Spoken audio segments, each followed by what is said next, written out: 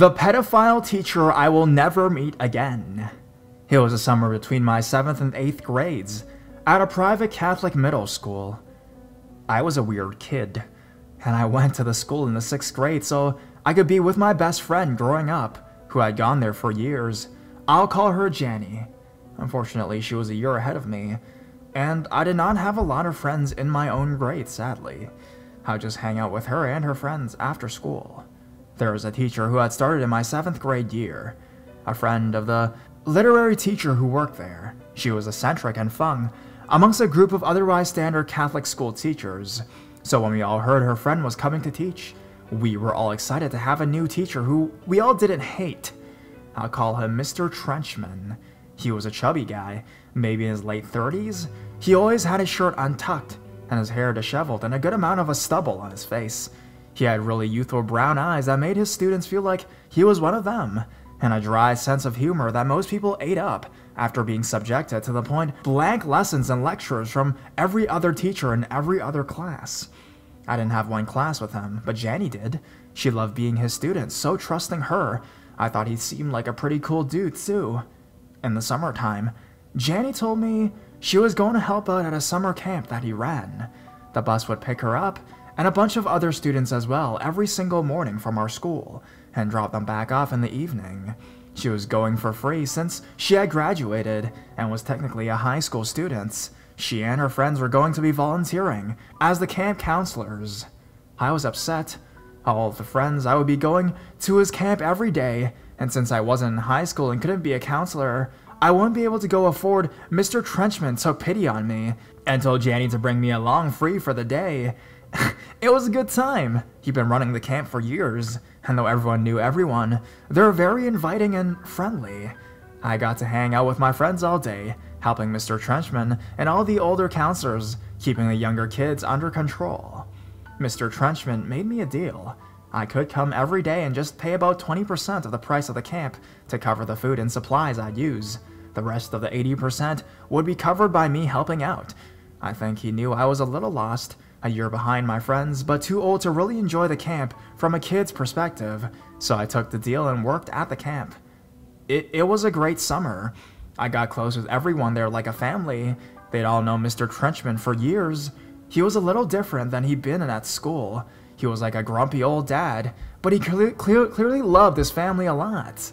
The summer ended and classes were about to start up when I heard that he would not be returning.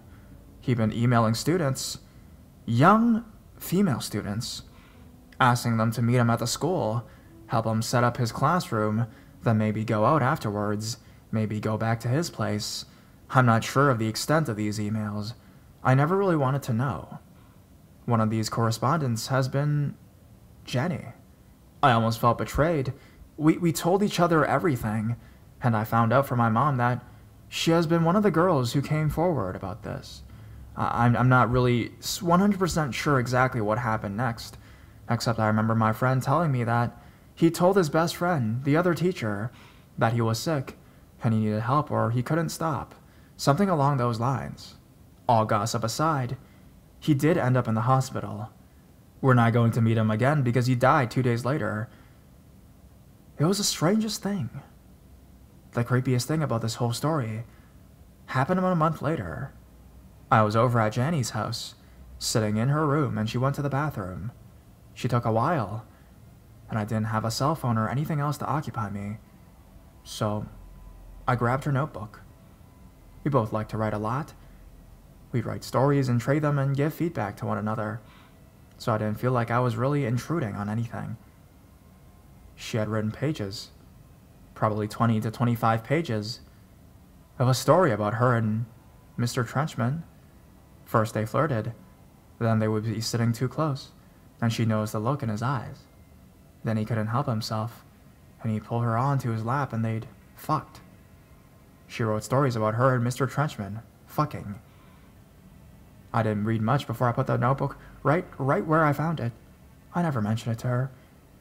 I never wanted to ask. I never wanted to know. Did something happen before she said something? Was there a possibility she had some part of it in herself? So, Pedo teacher will never meet again, but ex-best friend we might. But let's never talk about this ever again.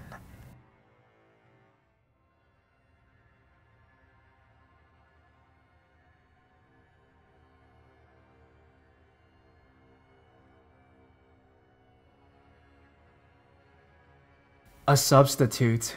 This happened today, January 13, 2015. I go to a Chinese immersion school that is K-8. I am a young rookie Redditor, and today there is this workshop for the teachers who teach math, I think. When there's a workshop, two of my least favorite teachers leave for the day. Usually I just do like a great dance in school and occasionally cheer for that. There were 3 teachers who were excused to go to the workshops, so 3 substitutes.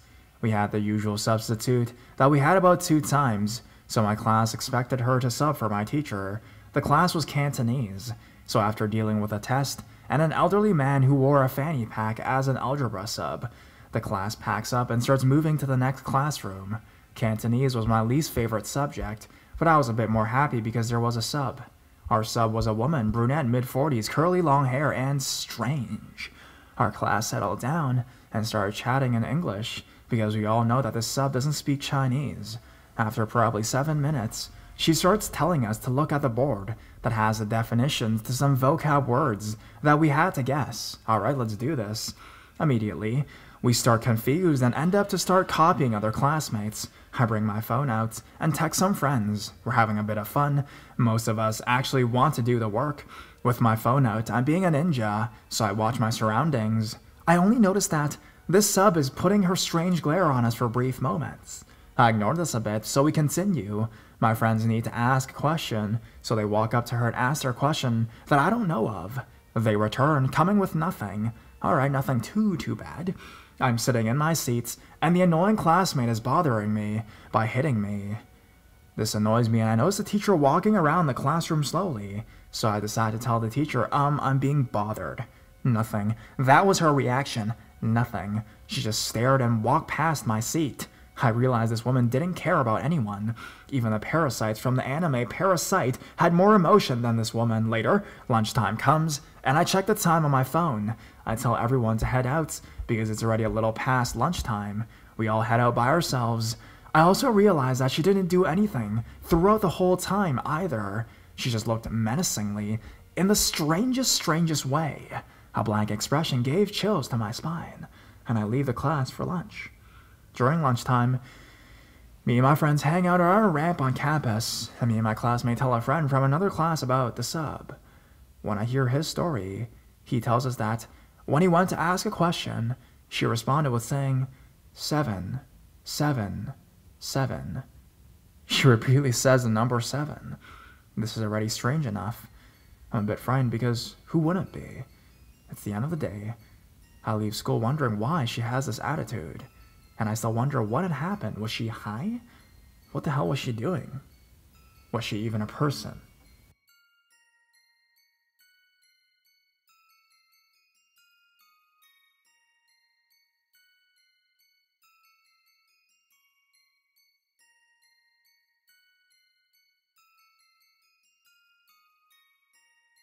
This rather tame tale of a creep comes to you from me about 4 years ago, close to the end of my grade 12 year.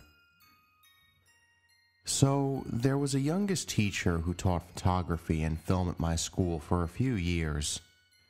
He dressed a bit like a teenager, t-shirts with internet jokes, shorts, Converse shoes, and honestly acted like one too, joining in on gossip, lurking around, cruel humor. This wasn't just some 22-year-old fresh off of his BED practicum. Mind you, he was at least 35 by this point and married. There had been some rumors about his inappropriate behavior with female students, which I, at the time, chalked it up to these Canadians being too damn uptight and afraid of fun. These rumors included him dancing with girls at prom and offering to take another on a camping trip, which was a bit weird but not awful to my 17-year-old brain. I had him pegged for being just a bit of an immature prat. However, one day I had to work on a sculpture project with him. My regular art teacher kept checking in on us every few minutes or so. This was the first thing that got me. I'd worked with other teachers and students of all genders before in my studies with her, and she'd never do that. I wondered what was up. The second thing was the slightly weird turns of conversation. For example, talking about the possibility of stabbing an eye out with the staff I was using for my art project. The last thing was just that odd, sick feeling I got off of him. It's like smelling milk that is just a little bit off, but not realizing it's completely rotten until you get a mouthful. All I knew right there and then was that I didn't want to be in the same room as this man, at all. I finished the project and left. Fast forward a few years, this guy has been suspended by the school district for inappropriate contact with students and put on paid leave. He actually did sleep with a few girls and go on a camping trip with a group of them. However, because our province loathes to ever fire a teacher, he was back after a few months. My younger brother, who still goes to the school, tells me most avoid him like the plague, except for a small group of girls.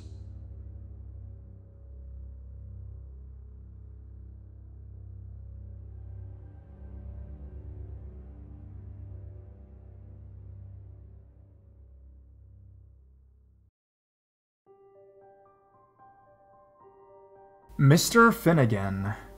So, I know most stories with a person's name and the title on here are usually these long accounts of some rather undesirable individual's actions. Sorry, but this one is rather plain. This isn't about an old high school teacher of mine and what happened to him a year after I graduated. I attended a small Catholic school on the East Coast about 4 years ago.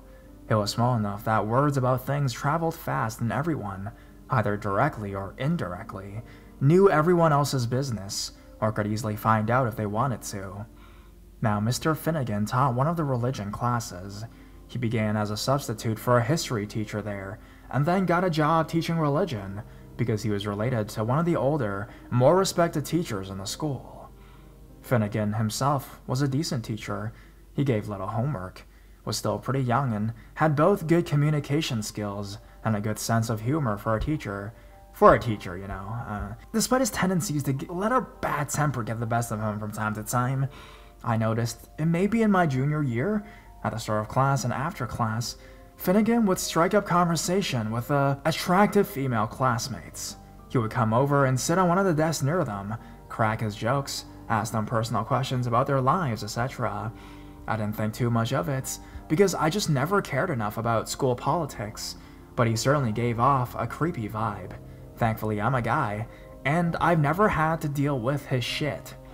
Fast forward a year after I graduate, Finnegan had developed a friendship with a student, a grade or two below me, named Kara. Kara would pop into his room to say hi and chat on occasion. No one thought anything of it. It was a small school. The teachers were able to easily learn about students there and vice versa. Finnegan and Kara hang out, however, became a bit more secretive. They would often meet in his classroom, behind closed doors with the blinds pulled down. He began telling her a lot more of his personal life. He complained to her about his failing marriage, people at the school he had beef with, talking shit on students to her too, etc. Eventually, a faculty member noticed this being a regular occurrence between Kara and Finnegan, and the two of them were questioned privately. I heard both of them denied a sexual relationship, but no one will know for sure. Still, though there might have not been a sexual relationship already happening, it was clear that by letting her into more intimate details of his life, bit by bit, in a very private setting, he was starting to groom her into the idea of the two of them being more than just student and teacher BFFs. The school eventually fired Finnegan in an attempt to just make the whole situation go away.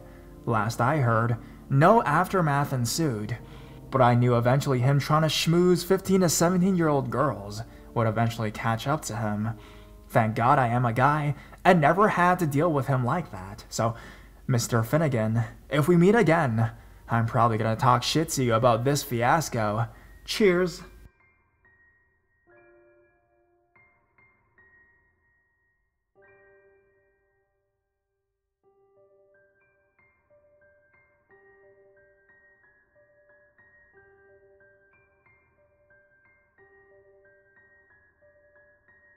Sweet teacher, deadly virus.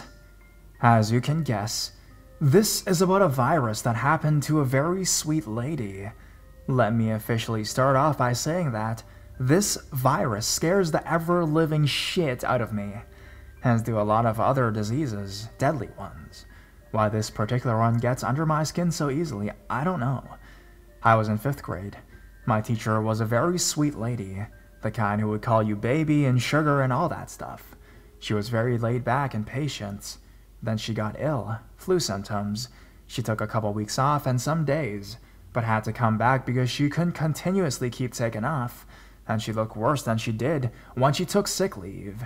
She was feverish and flu-like, but she was very agitated. She couldn't hold still, had a bad temper. Her mouth kind of slacked on the left side, like she had a stroke or something like that. She was snappy and talking to herself, saying things like, I should probably go to the doctor, and stuff, and biting her nails a lot. She had bitten them so much that they bled. Then things got nasty. One kid, who was slightly special, couldn't understand a worksheet, and she completely lost it. She was throwing stuff and calling him awful names. When I tried to intervene, she came at me and tried to bite me, like she was foaming at the mouth and trying to attack me.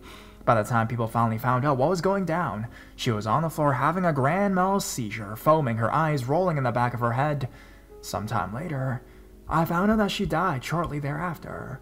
Trying to find out what happened, police went to her house, where they found her dead dog and a dead raccoon somewhere in the house. All 3 tested positive for the rabies virus. I still have nightmares about her, and I always keep my animals up to date on their vaccinations.